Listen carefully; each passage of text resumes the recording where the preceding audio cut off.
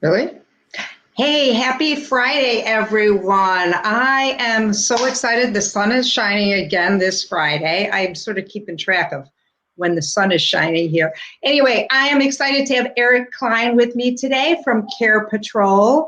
I'm really excited and interested to learn all about what CarePatrol is and how it can help, period, how it can help. So tell me, Eric, what is CarePatrol? Oh, hi, Betsy. Thanks for having me.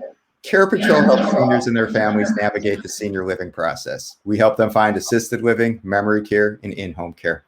And we're a free service to our clients. There's no charge for what we do. We advocate on their behalf.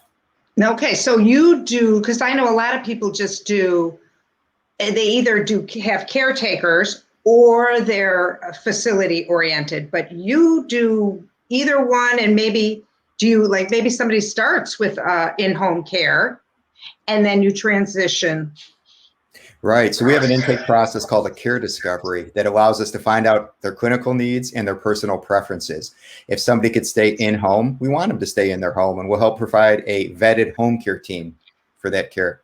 If they need an assisted living, a memory care, or some other arrangement, we'll figure that out through the care discovery process and help them with those arrangements. Okay, so tell me more about this care discovery process. So a care discovery has a clinical review and a financial review. Okay. We will do that in person if it's appropriate, or we could Zoom it or do it over the phone.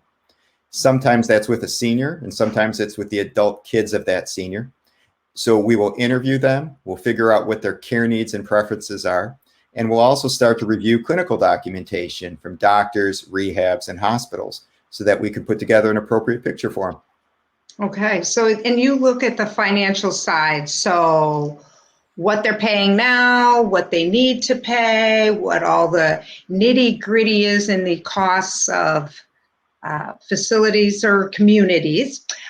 So I know the communities all have like different, maybe this is added on or that's added on. So you're able to know what's an add-on and what comes with the. We are, we specialize in territory. So my partner Ruthie and I specialize in the Chicagoland area, and we're in and out of these communities every day. So we know their rate structure, we know their care capabilities. So when we match those care discoveries, they line up perfectly with the community. We will dig into the finances, figure out what their monthly income is, what their asset base is. We'll help them look for creative financing. Somebody might be a veteran. Or have a particular past or occupation that might provide some resources for them. Private pay in assisted living and most long-term care tends to be private pay in Illinois, so it can get fairly expensive, and we'll help them work through those options to find something appropriate for the budget. Right, because that's often a determining factor. And so this intake, is that you do that, or you have a partner, or who does that intake? Sure. It just depends on how the client comes to us. It might be me, Ruthie, or one of the other people in the office. We'll actually go into a hospital. If somebody's in crisis and hits their head, breaks a hip, and goes into the ER, we'll go into that hospital, or if they've been discharged to a rehab, we'll go meet them in person. And we'll kind of handhold them through the care discovery process. By the time we interview them and then also combine it with clinical needs and family input, we got a pretty good picture of what they need. Okay, so that's great. So I like that. I mean, I think what sets you apart is that you do both in home, and so people don't have to. And then I assume you partner, then you're different from a care manager because you partner with, if they decide to move, you would help them find a realtor or a downsizer, or how does that work? Or do you get involved in that at all? Or? We do. We kind of become the funnel for everything related to that senior living experience. Somebody might need a skilled realtor, such as yourself. They might need a elder care attorney, a senior move manager to help them downsize. Or they might want a referral to a neurologist or somebody else within that care community. And we'll help them through that entire process. And we don't lose touch after the placement. Care needs change.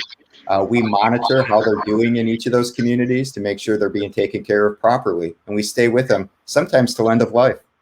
That's great, because it also, you watch how they're adjusting in a community, and then you can use that to help your next client. So that's wonderful that you do that. And where do most of your clients come from? How can we, what population should be listening to this? Well, any senior that needs to approach us directly, we welcome those opportunities and love dealing with seniors directly. Very often it's the adult children of those seniors, though. They're looking out for a parent. They might have become a caregiver. Maybe mom or dad are now in the house and they're trying to take care of them. Kids are usually very well-intentioned, but don't understand the responsibilities of being a full-time caregiver. So they get burnt out very quickly. A lot of times that adult child is following mom or dad into the hospital after an accident, which is usually a fall. Right. We also specialize in non-traditional senior placements. I personally deal with a lot of neuromuscular diseases, people with MS and MD that might be in their 40s or 50s with earlier onsets of those diseases. We also deal with a lot of advanced cognitive disorders. So memory care is a specialty for us. Aphasia is not too common, but we specialize in that, know the nuances of the disease, and can deal with it.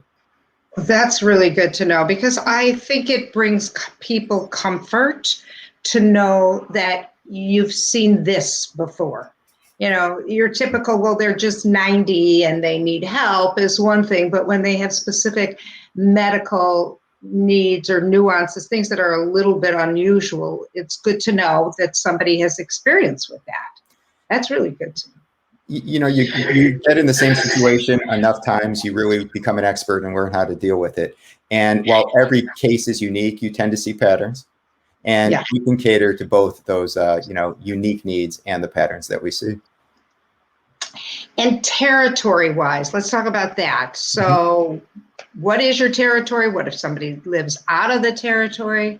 So Northern Illinois is our territory. I tend to focus on the city from the medical corridor along 290, where Rush is, all the way through the city, through the northwest suburbs. Okay. My partner focuses on south and west. And then our next closest office is in the Milwaukee area. Okay. So if somebody wanted to go up to Wisconsin, I think last time we talked as a realtor here in Illinois, the truth is often people like to leave the state.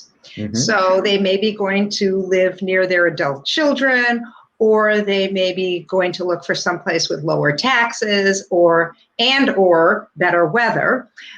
Can you help there? Yeah, we can. We're a national organization. We have over 150 offices throughout the country. So we can do an intake in one city and a placement in another. Very often people go to Phoenix or somewhere in Florida to retire, but then they suffer a crisis and want to return to where their family lives. So we have our local office in, let's say, Phoenix, do the intake, and then they work with me to do the placement here in Chicago. Right. And that's what Phoenix is really Chicago West. Right. So our people are either moving there and then maybe they're coming back at another time to be with their kids. Right. But I often have that people are going to a community in another state or to be near their kids. So works both ways. So it's great to have these connections, to have somebody that can handle that. And tell me, Eric, I'm curious, how did you get into this? I had been in advertising and marketing for most of my career, and I specialized in healthcare, pharma, and senior living. I thought I was an expert in the area until my parents got sick and required care. I ended up with parents that needed care, a wife with adult onset muscular dystrophy, a grandmother, and a mother-in-law with dementia. And we quickly got educated on the process and realized that it takes time to get up to speed. And we made a lot of mistakes. So we started using that knowledge to help place other families so that they didn't have to go through the same things that we did. Yeah, and that's a great story, because then the people you are dealing with, it's coming from a place of love and care and deep understanding, as opposed to just learning it out there. It's much more helpful, I think, when you live it yourself. So you've walked the walk and talked the talk and totally been there, so you understand. I don't like my phone should not be. I feel like when the people on CNN when their phone rings, that's not appropriate. So I think I got to turn it off. Anyway, let me see. COVID. What's going on? I mean, now I'm starting to feel like things must be better for you. Well, COVID dramatically affected the senior living, landscape. Most of the protocols that were put in place were designed to protect the most vulnerable amongst us, which were seniors. And we were busier than ever in 2020 trying to help people, but people were not making decisions because to move into a community and be isolated or quarantined or to not have family visitation was really a barrier. But what we saw was that a lot of those people at low care levels suffered being isolated at home. A year later, they're now at much higher care levels, and families found out they simply couldn't take care of people. So we ended up with a massive influx into the communities and requests for home care in the first quarter of 2021. Yeah. And I have seen the same thing that last year, nobody was they weren't moving physically and they weren't moving anywhere. They weren't, walking outside of their home. So they certainly weren't selling their homes. And now we are in a bit of the crisis. And I'm sure you'll agree with me that now that COVID is getting manageable, I'm just going to say manageable. Mm-hmm. The sooner you as a family deal with your parents' situation, the easier it is going to be on everyone involved, because often families wait until it is a crisis. Yeah, change and transition is difficult for everybody, but what we find out is that once you identify the need, making that move or change as soon as possible is really critical, because the average people do wait too long, usually up to 6 months too long. And during that time, somebody that has their independence usually suffers a crisis, a fall in a bathroom, a trip down the stairs. And while, when they could previously qualify for a relatively low level of care and help and support, now they're at a much higher care level, which is very limiting and can be more expensive. Yes, that is an excellent point. So it is another reason for all of us to talk to people we know, to encourage families to do it sooner than later because of the care level. And because I always say people should be able to make decisions. If they wait too long, decisions are going to be made for them. Right. And the same thing with their material things in their house. If you have a month to go through it, it's not the same as if 6 months ago you started every week going through it. It's a less stressful process than if we say, okay, we got to move. You have a month. We got to go through everything, throw it all out, and boom. And a change that fast is also difficult for seniors to. It's difficult for anybody. Yeah, very difficult. People have options, and the sooner they get engaged and involved to make decisions, the more options they usually have. Right. That is so right. I am thrilled that you were able to talk with me today because you have a lot to offer, especially because of your knowledge, your team, your intake, and the fact that you can place people in communities as well as supply them with qualified caretakers. So that's great. So thank you. Thank you for being with us. Well, thanks, Betsy. Thanks for having me. We're here to help. If anyone wants to get a hold of us, it's Eric Klein at CarePatrol, 847-653-1213.